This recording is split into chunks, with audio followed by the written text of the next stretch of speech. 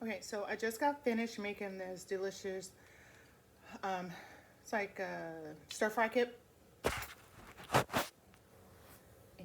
here it is. I'm almost done with it. This is my lunch. It'll probably be my dinner as well. From the video, if you want to go check it out, I made 2 bags, so um, yeah, it's really good. So what's on the agenda for today? Um, I have class tonight. I'm very excited about that. I'm going to try to get you guys some footage.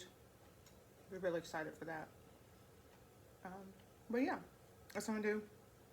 I have to read a couple of chapters to read, which is gonna be really hard for me. I'm gonna have to find somewhere to study.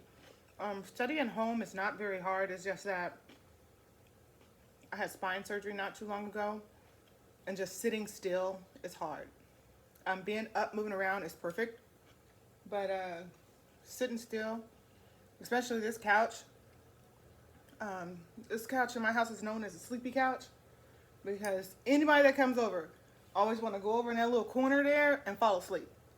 And I keep my house pretty cool, so it's the sleepy couch. And the sleepy couch is not very comfortable to sit and study. So I'm gonna have to make some type of, do something. Maybe I have to read standing up or something like that. I don't know. Anyway, I hope you guys checked out the video on the stir fry. I hope you like it. Very easy, very healthy. My plate does not have any meat. I watched this documentary on meat, y'all. My life ain't been the same since. Now, I'm not saying don't go eat meat. I'm not saying that.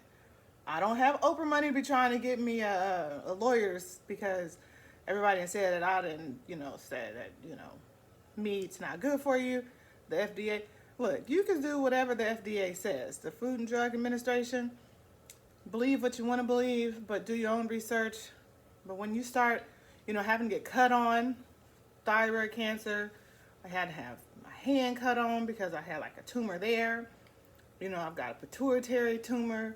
When tumors start popping up in your body, you just start asking questions. And one of my questions was like, what is it that's causing this? Oh my gosh, I'm getting off topic. I was talking about food in my day. Anyway, but since we're here, let's stay here.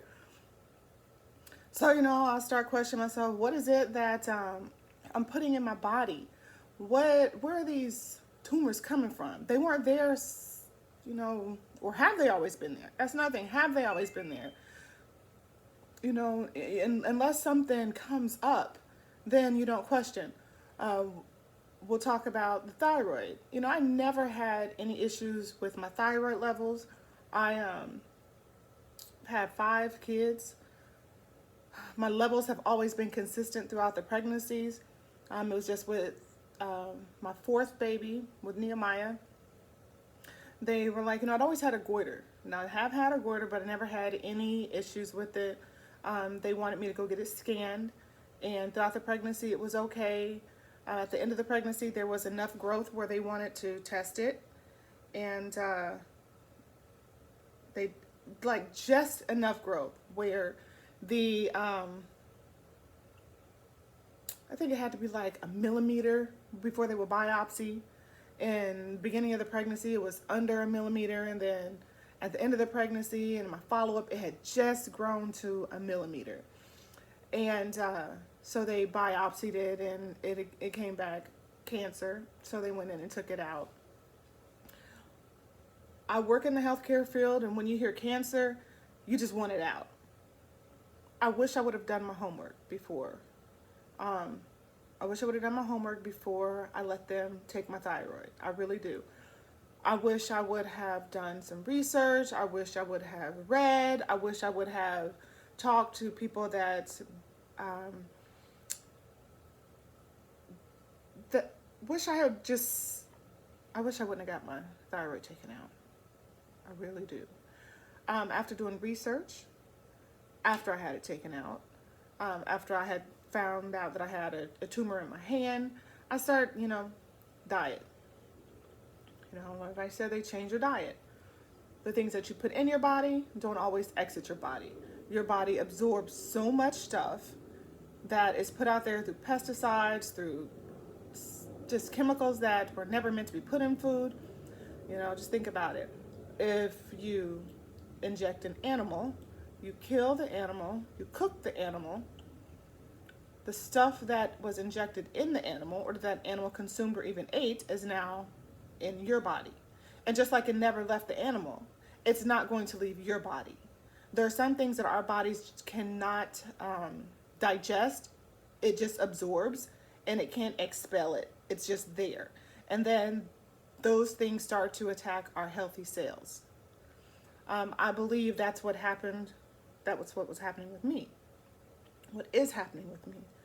So I've cut out a lot of the meats. I still eat dairy. That's my eminence. Is that how you say it? It's my enemy, dairy. I love cheese. I love sour cream. Those things that go on tacos. But I'm working on it. Don't judge me. I think the scariest thing that ever happened was Amani had complained about a belly ache. She was about 3. She kept saying her belly hurt. And so we took her to gastrointestinal doctor. And before he even did anything, he said, let's get some blood work on her. Never sent her to get scanned, never did this. He said, let's do blood work. So gave her blood work. At the time, Stefan and I, we had went up north to the Shanko company to go drop my wedding ring off. As soon as I dropped it off and was ready to head out, I had a phone call, still in the jewelry store. We were gone maybe about an hour from the children's hospital. They said, you need to get her back here now. And I was like, can you tell me what's going on? They're like, you need to get her here now. We've run her blood work and her hemoglobin, her red blood cells count was so low that they needed to give her a blood transfusion right then and there. So got her in there and I'm like, how is that possible? And I've got so many questions. I'm like, this doesn't make any sense. For the levels that you're telling me, she should be hospitalized. And so, we got in there and every time a doctor would come in there, they were like this kid, these levels don't match her. And they were like, is she always all just laying around? I'm like, no, she's very shy. She's not talking to you and she's very reserved because Amani is very shy. So is Nehemiah. My younger two, they're just shy kids. I'm like, no, she's usually running around. When we leave here, before we came here, she'll be running around chasing her big brother. They're like, well, for her levels, they said, put it this way. If you or I had these levels, we would not be able to walk. We would not be able to talk. We would be laying in a hospital bed, not able to function. And they said, well, what happened? So they pulled her eyelids down, checked they were really pale. They looked at her gums. They said, normal children have pink gums, but hers were white. I'm like, Amani has what's called geographical tongue anyway. So her mouth always looks weird. And that's just something that she has. She's a unique kid anyway. So unless she tells us something's wrong, we really don't, we don't know. So they went ahead and gave her a transfusion. Told us that, I made this really long. Told us that the reason her blood count was so low is because she was consuming so much milk. Cow's milk, vitamin. I don't think we've never had vitamin D, 2% milk. So they asked us what her diet was. Amani has always loved broccoli. She's always loved spinach. But, she was young. And that's something that, I may add into a little of our pastas, sauces or something like that. But the vitamin, the calcium from the milk stopped her body from absorbing the iron. So she was not producing, her body was not making enough of the red blood cells to keep her healthy.